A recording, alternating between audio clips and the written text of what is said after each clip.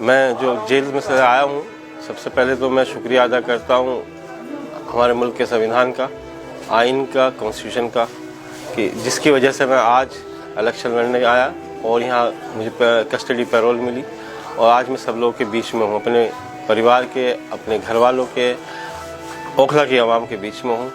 ओखला की आवाम को एक पैगाम देने आया हूँ, एक मैसेज देने आया हूँ और मैं कुछ सवाल करने आया हूँ। सवाल ये नहीं है कि मैं बच्चों को छोड़ के गया, उनको किसने देखा किसने नहीं देखा।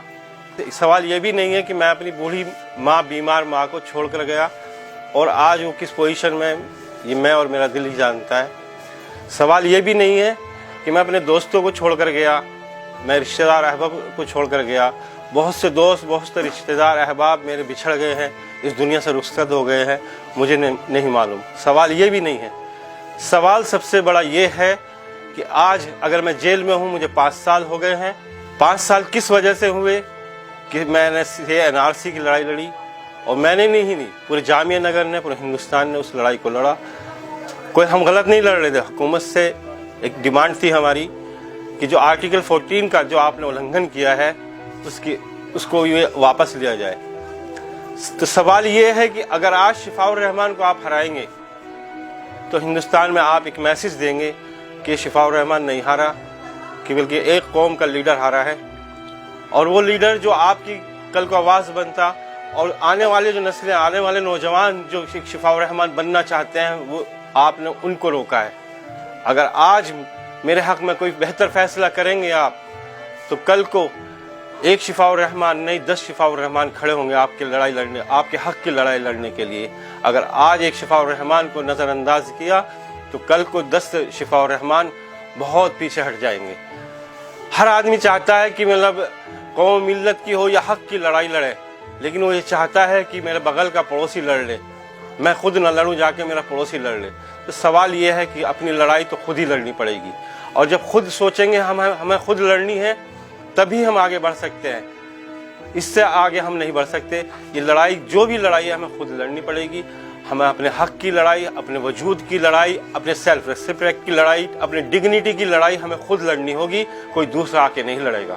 मैं इन्हीं बात के साथ आपसे दरख्वास्त करता हूँ, जो भी आप फैसला ले बहुत सोच समझ कर ले, क्योंकि यहाँ का आज आपका फैसला, लिया हुआ फैसला पूरे हिंदुस्तान में नहीं, पूरी दुनिया में ये फैसला फैलेगा, क्योंकि ओखली की आवाम हिंदुस्तान में नहीं पूरे दुनिया के अंदर फैली हुई है। कौन सी कंट्री ऐसी, कौन सी जगह ऐसी कि जामिया के नगर के लोग मौजूद नहीं हैं।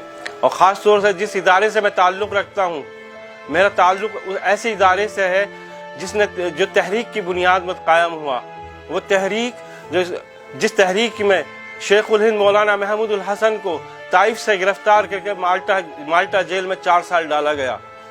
मैं उस तहरीक का तालिब इल्म हूँ, तलबा हूँ, जिस तहरीक के मौलाना मोहम्मद अली जौहर ने लंदन के अंदर गोलमेज कॉन्फ्रेंस के अंदर एक स्पीच दी थी, और इतने फिक्रमंद थे कि मैं ऐसे ग़ुलाम देश में दफन होना पसंद नहीं करूँगा, मैं अंग्रेज़ों की ग़ुलामी में दफन होना पसंद नहीं करूँगा, और वो फिर वही इंतकाल फरमा गए। मैं ऐसी तहरीक का तालिब इल्म हूँ जो महात्मा गांधी ने कहा था कि अगर मैं ये इदारा बंद नहीं होने दूंगा, चाहे उसे मुझे अपने आप को बेचना न पड़ जाए। तो हम जिस इदारे से मेरा ताल्लुक़ है, हम लोगों ने हमेशा तहरीक पे ध्यान दिया है। 1920 में एक तहरीक चली थी, तो जिससे जामिया मिल्लत इस्लामिया कायम हुआ, और आज 2019 और 20 में एक तहरीक शुरू हुई, जिसमें कि NRC के ख़िलाफ़ हम लोगों ने आवाज़ बुलंद की। उसका नतीजा ये हुआ कि NRC की आवाज़ को दबा दिया गया।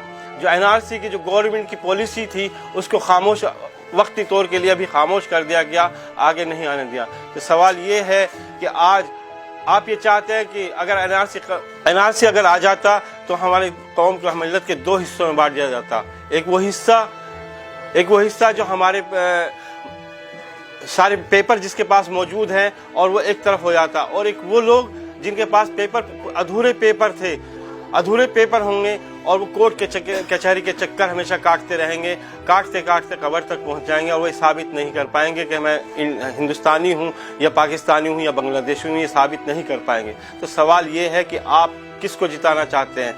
मेरा कोई लोकल मुद्दे, मेरा यहाँ पर आने का मकसद सिर्फ ये है कि मैं लोकल मुद्दों की लड़ाई नहीं लड़ रहा। या लोकल मुद्दों पे इलेक्शन नहीं लड़ रहा हूँ। सवाल ये है कि हमारी डिग्निटी, हमारी सेल्फ रेस्पेक्ट कैसे हो, हमें कैसे आगे बढ़ना है, हमें कैसे वजूद में आना है, हमारे बच्चों को रोज़गार कैसे मिलेगा, हमारे बच्चों की तालीम कैसे आगे बढ़ेगी। सवाल ये है। मैंने अपने बच्चों की फ़िक्र नहीं की, मैंने अपने बीमार माँ की फ़िक्र नहीं की, मैंने अपने घर वालों के, अपने रिश्तेदारों की फ़िक्र नहीं की। जो मेरे रिश्तेदार, मेरे दोस्त अहबाब इस दुनिया से रुखसत हो गए, उनकी मैंने फ़िक्र नहीं की। अगर मुझे हक़ के लिए 50 साल भी जेल में डाला जाएगा तो मैं 50 साल रहने के लिए तैयार हूँ, लेकिन मैं हक़ के लिए, ना हक़ के लिए सर नहीं झुकाऊँगा। शुक्रिया।